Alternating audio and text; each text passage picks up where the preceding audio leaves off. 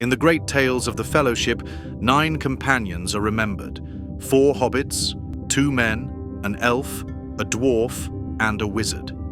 But another carried their hopes through the darkness, a broken-spirited pony rescued from the muddy streets of Bree. From cruel beatings to legendary loyalty, this is the tale of Bill the Pony, the unofficial 10th member of the Fellowship of the Ring. As the last days of September drew to a close in the year 3018 of the Third Age, in the mud-streaked yard of Bill Ferny's property, a pony stood motionless under the autumn rain. The water traced paths through patches of missing hair, running over ribs that pressed against skin like barrel staves. Rope burns marked raw circles around his fetlocks, while a network of old scars crisscrossed his flanks. Each breath came shallow and quick, his sides heaving with the effort of standing. The yard offered no comfort, no shelter from the bitter autumn wind, no feed trough, not even a water bucket. Just churned mud and scattered debris. For months now, the pony's days followed a cruel pattern, hauling whatever loads Ferny demanded, regardless of weight or weather. When his legs buckled under excessive burdens, Ferny's stick would strike until the pony struggled upright again.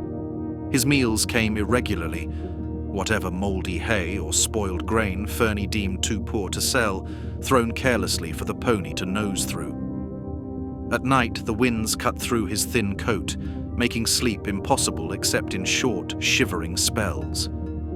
Everything changed on the night of September 29th, 3018, as Frodo Baggins, Samwise Gamgee, Peregrine Took, and Meriadoc Brandybuck, along with their guide, Aragorn, lodged at the prancing pony, dark figures moved through the streets of Bree.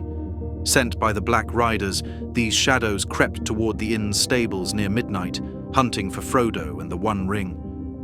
With a soft groan, they swung the gate open, releasing 24 horses and ponies into the night.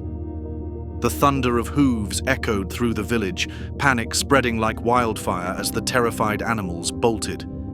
Their intent was clear: to hinder the hobbits' escape by depriving them of their mounts. But in Ferny's yard, the starved pony remained. His weakness had become its prison. No strength remained for flight, no spirit for freedom. He stood as he had stood for months, head low, waiting for whatever the next day might bring. Dawn broke, and the prancing pony's stables lay empty, straw scattered across its yard. Stranded without mounts, Frodo, Sam, Peregrine, Meriadoc, and Aragorn made their way through the muddy streets to Ferny's yard with Barlim and Butterbur, where the last pony in the village waited. The negotiation was brief, but bitter.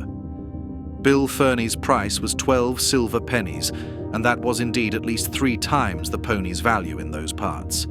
It proved to be a bony, underfed, and dispirited animal, but it did not look like dying just yet. The coins changed hands as Sam Gamgee approached the animal, his movements slow and careful.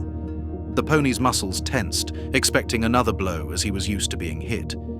Instead, Sam's hand extended with an apple, small, wrinkled, but the first genuine kindness the animal had known in Ferny's keeping. The pony's head lifted slightly, nostrils flaring at the scent of fresh food. His teeth took the apple, while Sam's other hand found a spot behind the pony's ears that had escaped the worst of the rain. For the first time in months, the animal's constant trembling stilled. Before the group departed Bree, Sam declared the pony's new name, Bill. Not Bill after his former master, though that's what he called him, but a new Bill, named with gentleness. And so, 6 travelers set out toward Rivendell. 4 hobbits, Frodo Baggins, Samwise Gamgee, Peregrine Took, and Meriadoc Brandybuck. 1 ranger, Aragorn son of Arathorn, and 1 rescued pony named Bill, carrying with them the One Ring. In the early days of October 3018, Bill trudged through the Midgewater marshes. Clouds of biting midges filled the air, while pools of dark water lay hidden under what looked like solid ground. The smell of decay would rise from the water, making Bill's nostrils flare as he picked his way forward. The journey from Bree with the hobbits and Aragorn pushed his recovering body to its limits. Through the treacherous wetlands, Sam remained by his side, carefully guiding him around the deepest bog holes. Bill's recovery was slow, but sure. Within days, the sores on his legs, once raw from mistreatment, began to heal under Sam's careful tending. His head, once low in weariness, lifted as he grew stronger, his ears pricking at the rustling of leaves and birdsong. By the end of a week, when they halted by a clear stream, Bill no longer needed coaxing. He drank deeply and grazed contentedly. The eastern wind carried winter's first warning. Beyond the practical weight of supplies, Bill carried something equally vital: the familiar comfort of home, particularly for the hobbits. Sam fell into an evening ritual with Bill, his hands moving with practiced care as he unloaded packs and tended to the pony until his coat gleamed. While the company slept, Bill would stand guard through the dark hours, his improved hearing often catching sounds of movement in the wilderness before even Aragorn noticed them, though often just the rustle of a hedgehog snuffling through fallen leaves. But Bill was patient, ever watchful through the deepest hours of night. After 2 days in the marshes, the company reached the firmer ground of the Weather Hills, where the path led them to the ancient watchtower of Amon Sul, also known as Weathertop. Black shapes materialized from the shadows around the ruins. Bill's muscles tensed under his packs. His nostrils flared at an unfamiliar scent, neither orc nor wolf, but something that made his skin twitch. A shriek pierced the night air, driving needles of ice through flesh and bone. The pony's warning wicker cut through the darkness. Cloaked figures glided up the slope, their movements unnaturally smooth over the broken ground. Steel rasped against leather as blades emerged from the dark robes. The nearest figure's sword gleamed with a sickly light. The blade struck, finding flesh. Frodo crumpled with a choked cry, blood seeping between his fingers. Aragorn leapt forward, a burning branch in each hand. Fire blazed through the darkness. The flames caught one black robe, spreading quickly. Inhuman screams filled the air as the burning figure retreated. The other shapes withdrew from the light, their forms dissolving into the shadows like smoke. The metallic scent of blood mixed with burning cloth hung in the air. Bill stood his ground through the assault, though every instinct screamed at him to flee. His flanks quivered, but his hooves remained planted. The pony's breath came in sharp bursts, visible in the cold night air, as those terrible screams faded into silence. Sweat soaked through Frodo's shirt despite the autumn chill. His fingers clutched weakly at Sam's sleeve as they lifted him onto Bill's back. Ropes creaked as Sam and Merry redistributed the packs, shifting food bags and water skins to hang lower on the pony's flanks. They built a nest of blankets against Bill's withers, wedging packs on either side to create walls. Bill's muscles twitched at Frodo's shivering weight. The hobbit's breath came in shallow gasps, wisps of vapor visible in the cold air. The pony stepped with extraordinary care, every hoof placed precisely to minimize jostling his precious burden. Bill's ears snapped forward, then back, then sideways, tracking sounds. His nostrils flared at unfamiliar scents carried on the wind. Aragorn's boots struck a steady rhythm ahead. Through the swirling mist, Bill caught a new scent, elvish leather and horse sweat. His ears pricked at the sound of approaching hoofbeats, the strikes throwing sparks from the stones. The rider's golden hair gleamed in the dim light.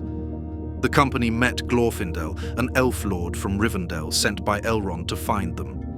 His hands moved swiftly, lifting Frodo from Bill's back to the white horse's saddle. The forest erupted with shrieks. Black shapes emerged behind them, 9 horses with red eyes. Asphalloth, Glorfindel's white steed, shot forward like an arrow loosed from a bow. Bill's legs burned as he tried to match that impossible pace, branches whipping past as the thunder of pursuing hooves grew closer. Up ahead, the Bruinen River churned through its narrow channel, waters dark and swift. Asphalloth hit the ford's shallows, spray flying, powerful strides devouring distance. The black riders plunged into the water behind them, their shrieks echoing off the cliff walls. Bill's chest heaved as he struggled forward, the remaining packs bouncing against his flanks. A crack of thunder splits the air upstream. The river's surface rippled, then bulged. A low rumble built beneath Bill's hooves as the water level dropped suddenly, stones emerging from the riverbed. From the western bank, a tall figure in grey appeared. Gandalf the Grey raised his staff to the sky, and lightning flashed from the clear sky, striking the water's surface. The river rose higher, branches and rocks churning in its depths. Black horses reared against the onslaught, their riders' inhuman screams piercing through the roar. The wave struck like a hammer, its waters now blazing white-blue. The flood caught horses and riders, their dark shapes illuminated by that strange lightning as the waters swept them away. Bill's hooves scrambled onto higher ground as the enhanced waters raged past, the combined power of elf lord and wizard burning in every drop. The white horse bore Frodo through Rivendell's gates, the hobbit slumped motionless in the saddle. Bill followed, his legs trembling from exhaustion as elven hands lifted Frodo from Asphalloth's back. Sam's worried voice carried off the stone walls. A tall elf lord with dark hair emerged swiftly from an archway, his face grave. Bill watched as Lord Elrond swept past in his flowing robes, leading the group that carried his master away. Days passed in the warmth of the elven stables. Bill slowly recovered. Each morning Sam would visit, checking Bill's legs, brushing his coat until it shone, and sharing whispered updates about Frodo's healing. As October drew to a close, a great council gathered. Though Bill grazed peacefully in the meadow below, even he could sense the weight of destiny settling over Rivendell. When Sam finally returned to the stables that evening, his face was drawn with worry, but his hands were steady as he began checking Bill's tack and sorting through their travel supplies. The Council of Elrond convened on October 25th, having determined the fate of the ring and those who would journey with it. The Fellowship gathered in Rivendell's courtyard at dusk, their shapes silhouetted against the fading light. Gandalf's staff tapped against stone as he took his place at the front. Behind him, Aragorn adjusted his sword belt while Boromir secured his shield. Legolas tested his bowstring, the motion silent and swift. Gimli's axe gleamed as he shouldered it. The hobbits drew close together, Frodo's hand straying to his chest where the ring lay hidden, Sam checking Bill's straps one last time, Merry and Pippin shifting their small packs. Bill shouldered his larger burden, provisions for 10 companions distributed carefully across his broad back. Winter stars emerged above as the last light faded. The gates of Rivendell opened before them, revealing the dark path south. Loose stones clattered beneath Bill's hooves as the Fellowship wound through Hollin. His ears swiveled at every noise, the whisper of Legolas's bow against leather, the rhythmic tap of Gandalf's staff, the soft padding of hobbit feet. When the path crumbled at its edges, Bill instinctively shifted inward, his body angling to keep the precious cargo balanced, guiding the company to stable ground.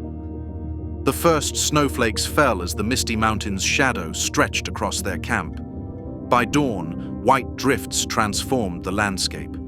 Bill's hooves punched through the fresh snow with deliberate, steady strides. The hobbits followed in his tracks, using his hoofprints as firm footholds in the deepening white. Steam rose from his flanks as he worked, the warmth of his effort melting snowflakes before they could settle on the packs he carried. Caradhras rose before them like a wall of ice. The wind howled between rocks, driving sheets of snow sideways. Bill leaned into the storm, his broad chest carving a path through drifts that reached past the hobbit's shoulders. When the snow grew too deep, he remained firm as Boromir and Aragorn worked ahead with their broad shoulders, his patience unwavering despite the bitter cold numbing his ears. They huddled together with their backs to the wall. Bill the pony stood patiently but dejectedly in front of the hobbits and screened them a little, but before long the drifting snow was above his hocks and it went on mounting. If they had had no larger companions, the hobbits would soon have been entirely buried. The storm grew fiercer as time wore on. Snow fell so thick it turned day to twilight. Wind-driven ice crystals stung Bill's eyes as he pressed forward. Ahead, Gandalf's grey cloak disappeared in the white fury. They had no choice but to turn back. Bill carefully retraced their steps, every footfall crucial on the treacherous slope. The wind now drove into their backs, threatening to push them over hidden drops. Later that night, they huddled around the campfire. Bill dozed as they debated, but his ears pricked forward at one word repeated with dread. Moria. Even the pony sensed the weight of fear in that name as it passed between them. Gandalf's voice cut through the arguments. The mines were now their only path forward.